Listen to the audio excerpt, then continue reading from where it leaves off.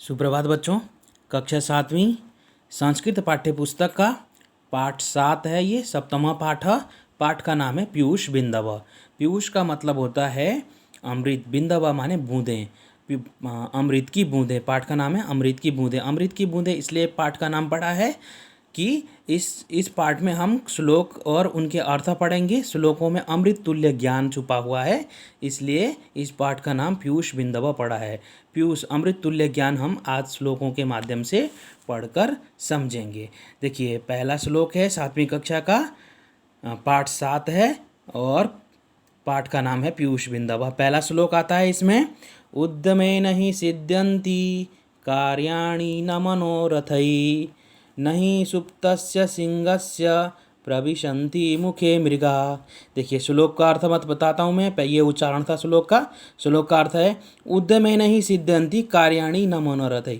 उद्यमेन मतलब परिश्रम करने से ही, सिद्ध्यन्ति माने सिद्ध होते हैं, पूरे होते हैं।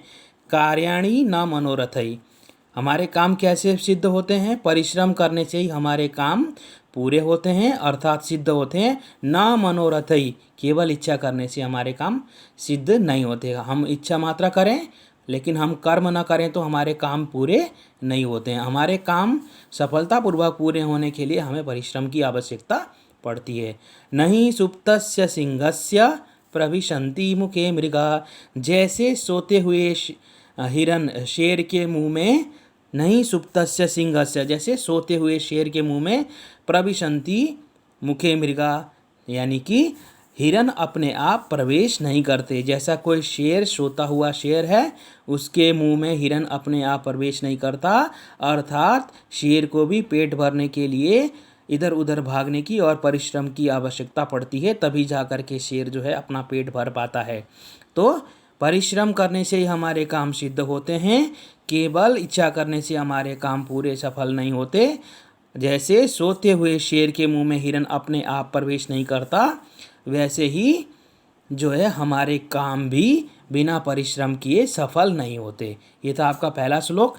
दूसरा श्लोक आता है यहाँ पर, यथा हि एकेन चक्रेण न रथस्य गतिर्भवेत्, एवं पुरुषकारेण बिना दैवम न सिद्ध्यति। यथा ही एकेन चक्रेण, जैसे एक चक्र से रथ की गति नहीं होती, गति न रथस्य गतिर्भवेत्, जैसे एक पहिए से रथ नहीं चल सकता। रथ को चलाने के लिए कम से कम 2 पहियों की आवश्यकता होती है, जैसे एक पहिए से रथ नहीं चल सकता।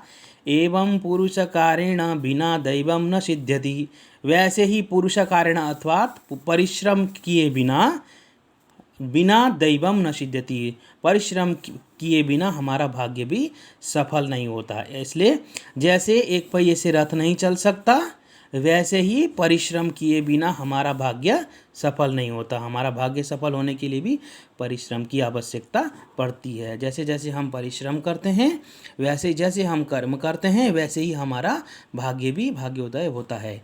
उसके ये था दूसरा श्लोक। आपका तीसरा श्लोक आता है यहाँ पर, चंदनम शीतलम लोके चंदनादपि चंद्रमा, चंद्र चंदनयोर्मध्ये शीतला साधु संगति। देखिए, श्लोक कहना चाह रहा है चंदनम शीतलम लोके। देखो, चंदन शीतल होता है, शीतल माने ठंडा होता है। चंदनादपि चंद्रमा, देखिए चंदन से भी शीतल कौन होता है? चंद्रमा। चंद्रमा जो होता है चंदन से भी शीतल होता है। शीतल का मतलब यहाँ पर हम सुख भी लिख सकते हैं और आनंददायक भी लिख सकते हैं, समझ सकते हैं। ठीक है, चंद्र चंदनयोर मध्य शीतला साधु संगति, लेकिन चंद्र और चंदन के मध्य शीतला साधु संगति, उससे भी शीतल कौन होती है? साधु संगति, यानी अच्छे लोगों की संगति, साधु लोगों की संगति जो होती है वो चंद्र और चंदन से भी शीतल होती है। अर्थात इस श्लोक के माध्यम से हमें साधु की संगति के बारे में, अच्छे लोगों की संगति के बारे में बताया गया है। अर्थात हमें किसकी संगति करनी चाहिए? अच्छे लोगों की संगति करनी चाहिए, बुरे लोगों की संगति हमें नहीं करनी चाहिए। क्यों? क्योंकि जो अच्छे लोगों की संगति होती है वो शीतल होती है, अच्छा अर्थात सुखदायी होती है। जैसे चंदन शीतल होता है, चंदन से भी शीतल चंद्रमा होता है, लेकिन चंद्रमा और चंदन से भी शीतल जो होता है वो साधु की संगति होती है, क्योंकि साधु की संगति, अच्छे लोगों की संगति के बारे में इस श्लोक में बताया गया। उसके बाद आता है श्लोक नंबर 4, वृथा वृष्टि समुद्रेषु वृथा तृप्तस्य भोजनम वृथा दानम समर्थस्य वृथा दीपो दिने यथा। अर्थात वृथा वृष्टि समुद्रेषु, देखो समुद्र में वर्षा का होना बेकार है, क्योंकि समुद्र में पहले ही अथाह पानी है जो कि प्रयोग में नहीं आता है।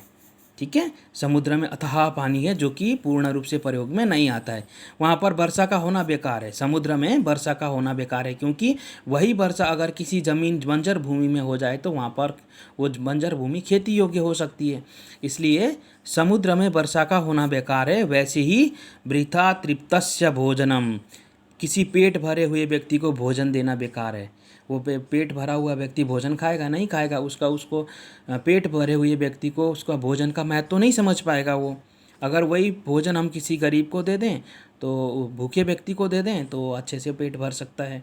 ठीक है, जैसे समुद्र में वर्षा का होना बेकार है, वैसे ही तृप्त व्यक्ति को अर्थात पेट भरे हुए व्यक्ति को भोजन देना व्यर्थ है। वृथा दानम समर्थस्य, जैसे ही धनवान व्यक्ति को, समर्थ व्यक्ति को दान देना व्यर्थ है, क्योंकि उसके पास पहले से पर पैसे हैं। तो दान वृथा दान समर्थ व्यक्ति को दान देना व्यर्थ है, अर्थात गरीब को दान देना चाहिए, धनवान को दान देना व्यर्थ है। वृथा दीपो दिने यथा, वैसे ही दिन में दीप जलाना बेकार है। तो क्या क्या बेकार बताया गया? वृथा वृष्टि समुद्रेषु, समुद्र में वर्षा का होना बेकार है। वैसे ही तृप्त व्यक्ति को भोजन देना बेकार है, और धनवान व्यक्ति को दान देना बेकार है, और दिन में दीप जलाना व्यर्थ है अर्थात बेकार है। ठीक है, इस श्लोक में 4 नंबर। श्लोक नंबर 5 कहता है, जलबिंदु निपातेन कर्मश पूर्यते घटः सहेतु सर्वविद्यानां धर्मस्य च धनस्य च। ये श्लोक कहना चाह रहा है, जलबिंदु निपातेन कर्मश पूर्यते घटः। देखिए यहाँ पर घड़ा दिखाया गया है जल की बूंदों से भरते हुए, तो वही कहना चाह रहा है, जल की बूंदों के निरंतर गिरने से घड़ा भर जाता है। ठीक है, जल की बूंदों के निरंतर गिरने, जल बिंदु निपातेन, जल की बूंदों के निरंतर, कर्मश माने निरंतर, पूर्यते घटा, निरंतर गिरने से घड़ा भर जाता है। वही नियम विद्या और धन का भी है। सहेतु सर्व विद्या नाम धर्मस्य च धनस्य च, वही नियम धर्म और विद्या का भी है। विद्या भी हमें धीरे धीरे प्राप्त होती है, और धन भी हमें धीरे धीरे प्राप्त होता है। समय के अनुसार, ज्ञान और योग्यता के अनुसार हमें विद्या धन प्राप्त होता है।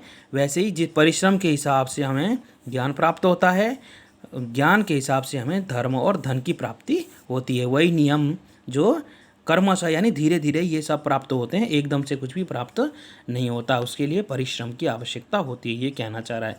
अब आता है श्लोक नंबर 6 है श्लोक नंबर, अलसस्य कुतो विद्या अविद्यस्य कुतो धनम। आलसी को विद्या कहाँ? देखो आलसी को, अलसस्य कुतो विद्या, आलसी व्यक्ति विद्या नहीं प्राप्त कर सकता, ज्ञान नहीं प्राप्त कर सकता, वो आलस करता रहता है। अर्थात आलसी व्यक्ति क्या करता है? आलस करता है, अपने काम को छोड़ करके सो जाता है। तो आलसी को विद्या कहाँ? आलसी व्यक्ति विद्या प्राप्त नहीं कर सकता। अविद्यस्य कुतो धनम, अगर वो पढ़ेगा नहीं, लिखे नहीं, तो अविद्यस्य यानी बिना पढ़ाई के कुतो धनम, वो धन की प्राप्ति भी नहीं होगी उसको, बिना ज्ञान के उसको धन की प्राप्ति भी नहीं होगी। अविद्यस्य कुतो धनम, अर्थात अविद्या, विद्याहीन को धन कहाँ? ठीक है, अधनस्य कुतो मित्रम, अधनस्य कुतो मित्रम, जैसे जिसके पास धन नहीं है उसके पास मित्र भी नहीं है। अधनस्य कुतो मित्रम अमित्रस्य कुतः सुखम, और मित्र बिना सुख कहाँ? अर्थात आलसी होगा तो वो ज्ञान नहीं प्राप्त कर सकता, ज्ञान नहीं होगा तो वो धन नहीं कमा सकता, धन नहीं होंगे तो उसके मित्र नहीं होंगे, मित्र नहीं होंगे तो उसको सुख की प्राप्ति नहीं होती। कहते हैं ना कि जिसके अच्छे मित्र हैं वो व्यक्ति सुखी होता है, समय पर उसके जो मित्र हैं काम आते हैं। ठीक है, ये था पाठ पीयूष बिंदवा। आपने पाठ का उच्चारण और श्लोकों का हिंदी अर्थ समझा।